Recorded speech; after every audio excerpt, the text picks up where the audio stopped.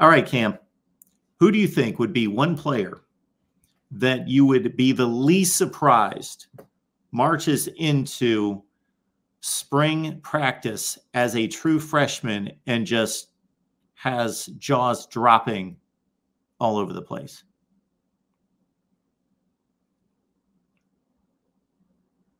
Who is the most likely to show that they immediately belong? That's a good question. In terms of ability, in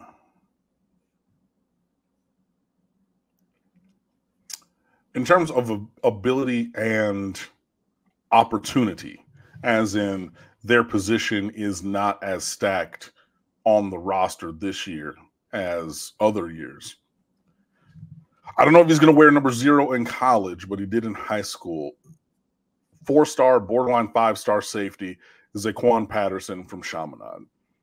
I think that he's a guy who there's a real opportunity for him to step in and play right away and show up right now and be like, hey, I know that we were looking for guys to replace, James Williams and Cameron Kinchins.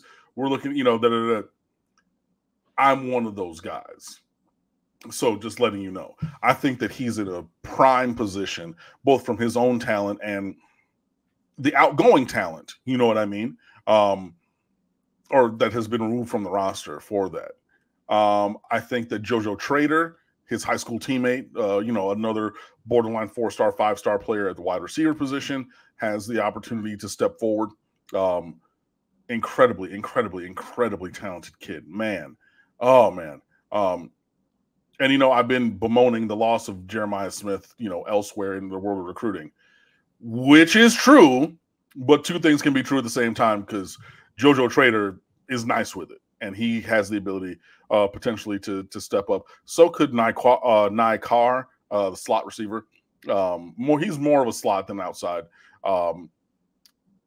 Is Justin Scott an early enrollee? Because if he is, he needs to be on this list. Plain and simple. I don't even know. I'm not going to look it up because I have way too many tabs open and I don't want my computer to slow down or shut down on me again. But if he's in for spring, Justin Scott. So there are a couple of guys, but I mean, really, you look at the recruiting class that we just signed and you start at the top, and those top 4 to 6 guys, I think, have the talent that you're talking about where, the cream rises to the top early. Just because they're those kind of recruits in general. So, yeah, like a Zaquan Patterson, a JoJo Trader, a Marquise Lightfoot, who just was lighting the world on fire through his senior season and all-star season. Justin Scott is a giant freak of an athlete, guys like that. And there's maybe another couple of guys on that list. He's not a true freshman, but like Markel Bell is a mountain of a man and blocks out the sun on the offensive line. So interested to see how that works itself out also. But yeah, I just gave you 5 good names that I think could make an early impression from spring practice. So we'll see if those are the ones that happen. But off the top of my head, yeah, that's a solid list.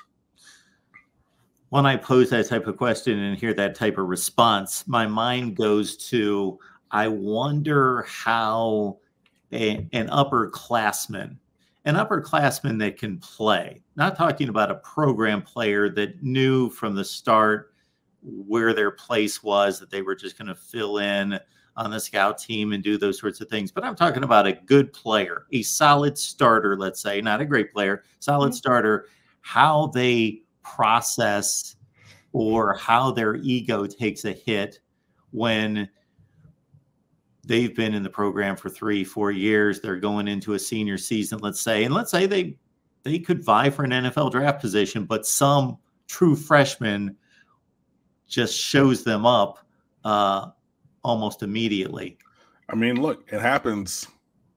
It just, look at a guy like last year, like Corey Flagg, who started for the majority of the previous 2 years, right? Then you get Kiko Francisco Mawanoa coming over from Washington State, you know, who does what you do better, and he's bigger, okay, and more athletic. Like, okay. Then you have KJ Cloyd, you know, so he's taking starter snaps, and then like, you know, Wesley Basing takes a step forward, and then like you're even seeing the true freshman recruits who like are not to the level of Flag's performance, like 1-to-1, but they have that potential and they need to get reps. So they're starting to, you know, seed some of those snaps for him and everything, and still stayed ready when it was his opportunity, has the game-winning play against Clemson, and then it's like, cool, I have another year of eligibility, and everybody that I mentioned by name or implied as in that freshman class is coming back, with the singular exception of KJ Cloyd, who was like a sixth-year senior. Where's the room for good old number 11? There's not really. And so, you know, then they will move on. But it's income. I mean, it obviously is a hit to the ego. And I mean, like, you know, everybody wants to go pro in, you know, in their sport and whatnot. But then sometimes shout out to Joel Anderson of Slate, who's a frequent contributor on multiple shows I listen to, including Bomani Jones's show. And he tells the story of he was the fastest 10-year-old in America. And like literally he went to like the 10-year-old Olympics or whatever, and he was like, yo, like, and that's his claim to fame.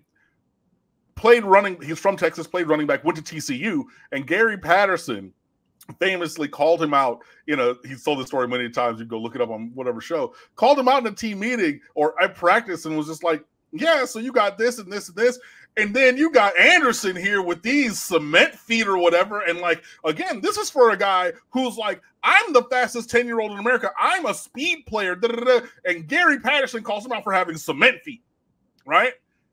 Eventually you realize maybe going on the other side of the microphone or whatever it is. But one of the things that we talk about in terms of the recruiting rules and how you make a builded roster is the intent is to recruit over whoever's there in front of you while pushing that player to develop moving forward. If the development hits, then you see guys who continue to play, a la Jalen Rivers, right? We have endeavored to recruit over him with 4-star and 5-star offensive linemen, but his development and performance has kept him ahead of those guys. So that's the other part of the social contract of coming to this football team or any football team that needs to be engaged with. We are going to bring you in and give you every single opportunity. And we're also going to try to bring in better because that's how we always get better. If you do not hit your markers for success, then we're going to give to somebody whose longevity might have the potential to be able to hit that. So it's always got to be tough. But I mean, that's why you're talking about, hey, man, you're fighting for your spot. You're fighting for every snap. You're fighting for your job. Now, in some cases, like, I don't want Mario Cristobal to come out here and insult my intelligence. Like, there's going to be a quarterback other than Cam Ward who's going to start. Like, I mean, you know, like, yeah, don't do that. But otherwise, you know what it's like going in. Obviously, you want everybody to do their best. But, like, yeah, if you get passed over, and we've seen it, like, Cyrus Moss, gone. You know what I mean? He got passed over. Like, you know, the next year, who we bring in? Ruben Maine, ACC Defensive Rookie of the Year. What position do you play? The position that I play, and I haven't been able to get on the field? Yo, danger, Will Robinson, danger. You know, like, it's just a thing that happens. But we push everybody to be their best. If they're able to do that and stay in front of whoever's recruited over them behind them, great. If not, I mean, we got clipboards and Gatorade.